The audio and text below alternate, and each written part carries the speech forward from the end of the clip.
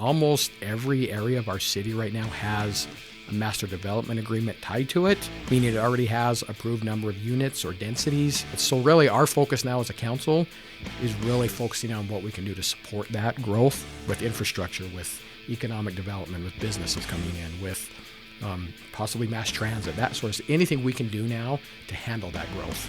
That's really where we're focused right now, because that's already coming. The growth is it's coming. Welcome to Herrimanology, the official podcast to keep up with Herriman City. We'll take you inside the city, explore the latest news and updates, show you how your government operates, and discuss the issues that affect us all. Now, here are your hosts talking all things Herriman on Herrimanology. All right, welcome to Herrimanology. It is Thursday, January 18 here at the City Hall, cruising right through January. It's Here going we go. Fast. Yep. I'm John LaFollette, Communications Manager for the city, alongside our Mayor, Lauren Palmer. How are you doing? Good to be here. Thank you. Love it. Number you made 2 for the new format. I love it. How is it driving through all the ice? It was icy this morning. Yeah, it was sketchy this morning, but on the way downtown, but it was good.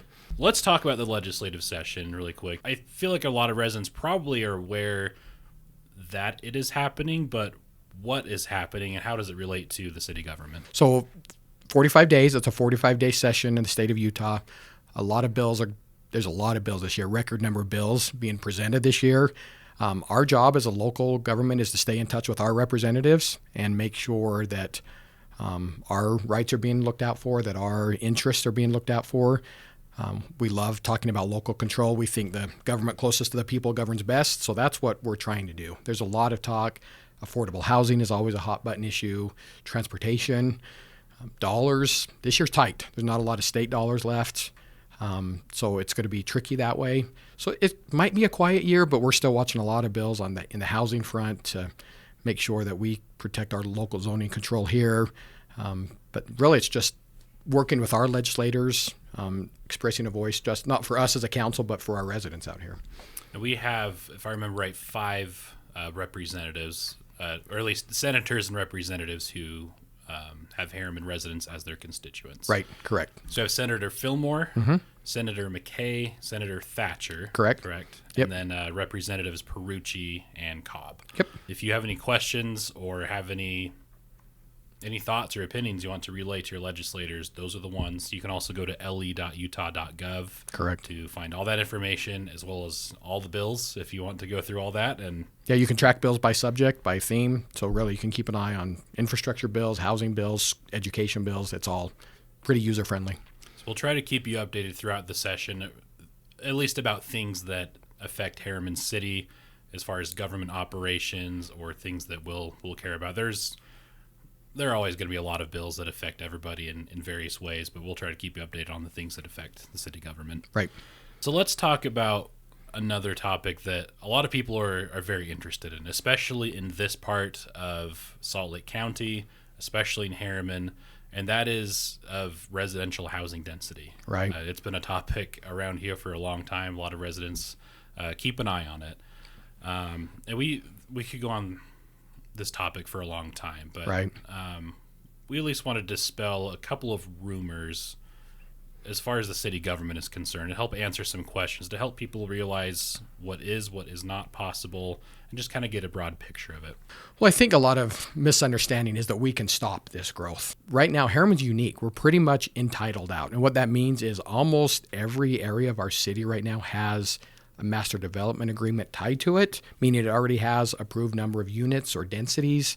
And so almost everything's done. Like we're probably behind, it's probably behind us now, that effort to, fight, for density or something. Most of the cities just, already, approved certain ways. And so really it's mostly behind us right now. So really our focus now as a council is really focusing on what we can do to support that growth with infrastructure, with economic development, with businesses coming in, with possibly mass transit, that sort of anything we can do now to handle that growth.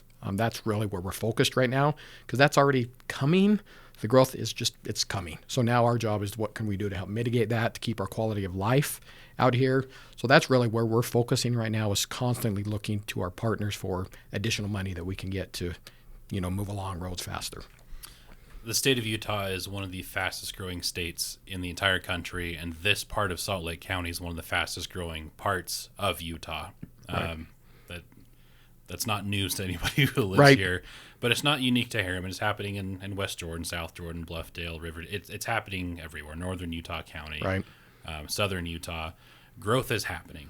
And some people ask, can the city stop or prevent construction until X time, or until infrastructure is in a place where the city feels comfortable with it to accommodate new growth? Right. And the answer is no, really. There's housing moratoriums are illegal in the state of Utah. And besides that, so much of our state legislation right now is tied to approval of new, so if you stop approving units, you can get penalized with infrastructure dollars, which is what we need. So really that's where, we've kind of, not that we're done fighting for responsible growth, if you will, but we've kind of shifted our focus to focusing on the needs that we can do, that we can bring in to support that growth. And to touch again on zoning changes need to be initiated by the property owner, correct? Yes. So the city, the city government owns pieces of land throughout the city. You have parks, you have roadways and park strips and sidewalks. You have certain buildings like the city hall, but the vast majority of land in Herriman is privately owned. Right. And that's true of any city. Right. So the city can't kind of just willy-nilly go and change whatever zone they want to prevent something or to encourage something. It has to be initiated by the property owner. Correct. And the city actually has done, even prior to my time, years ago, where the Auto Mall is supposed to be, for example, that was zoned at 1.4 higher density housing. And we were able to work with the property owner to secure some of that land and change that to a commercial option, actually. So the city has, I see a lot of comments that the city is very poor at planning, right? I think we've just matured as a city now where the housing units have come. It's a pretty natural transition from, you get your dentist offices, your credit unions. We hear that all the time. But the bigger stuff is coming now that the units are out here. It's a transition thing, and we are working on that. It's a focus. We're going to get there, and you'll see it come pretty fast in the next couple of years. The city cannot just place a business or something. We would love it if it worked that way, but it doesn't. Right.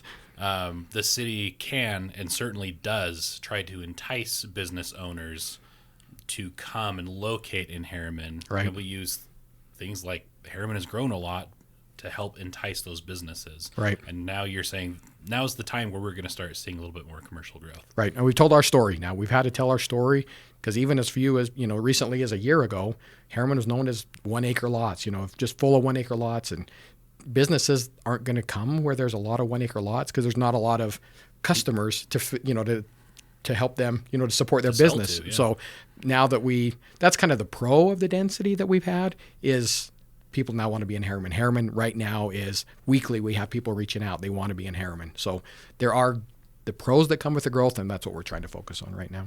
One more topic before we get to no dumb questions. Okay. There's been some activity on Mountain View Corridor near 134th South, gigantic dirt piles. Right. What's going on there? So we reached out to UDOT because this is a state road, and simply it's geotechnical work that they're conducting right now in preparation for the freeway portion of Mountain View Corridor coming in. We're hearing the last, a couple of years ago, the date was 2028. We're hearing that UDOT is actually trying to, move that up to possibly beginning next year. And I think that shows with the geotech work being done out there. I think that's a good sign that things are moving ahead of a schedule. They've seen the growth out here as well. And so the southern portion between Porter Rockwell and Saratoga will start this year, that freeway portion. And then now they're saying they'll probably try to start the rest of that portion from Porter Rockwell through Old Bingham Highway in West Jordan, possibly next year. And that might not mean it's the freeway itself starting, but it could be the dirt work they're moving it up.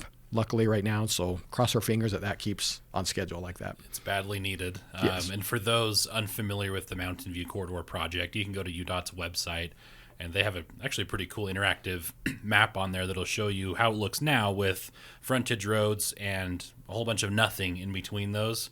And you'll see that in the middle, where there's a bunch of grass and dirt and whatever, will be a freeway, and the roads that exist now will be frontage roads. Correct. All right. Before we close out, we have no dumb questions. We had one question submitted by Andrew, who asked, are there any plans to build a bigger, more long-term animal shelter in Herriman? So maybe let's start with what has been the case, what is now the case, and maybe look toward the future. Right. So previously, we've been using a small building out here, out front of City Hall here, very little space. But we were working with South Jordan and partnering with their animal shelter. They did come to us last year or two and say, like, we're out of space. There's definitely a need. The spaces we're at capacity across the county, across the state. So they said, we need our space back. So at that point, we began looking at options. And actually, we're really close to having our own animal shelter. It will be out by the DBAT facility at the end of Porter Rockwell. We've actually renting out. We've got a long-term 5-year lease, I think, with an option to extend in one of those pods out there. So we actually will have a bigger animal shelter any day now. Like, that's how close we are. I think we're trying to furnish it, get it ready right now. So we will have our own animal shelter right away, which is badly needed. Yeah. So, and long-term, I would say that's why we've only done a 5-year. Is that 5 years we'll then decide if that's working, and if not, then we will at that point look to possibly build offsite a different animal shelter. So this bought us a few years, a short term. It was more cost effective for us right now. We didn't want to go out to a bond or anything right now. Truly, this we could handle within our budget. So this is a good short term situation, and then in a few years we'll start analyzing whether to have our own or work with other communities around us like Bluffdale or Riverton and partner that way. But so we've got our options down the road, but this is our solution for right now. All right. That is the end of today's episode. If you have a question about anything, feel free to leave a comment and ask a question. We'll try to address as many as we can in future episodes. Thanks for listening to Herrimanology. Thanks for watching, and we'll catch you next time.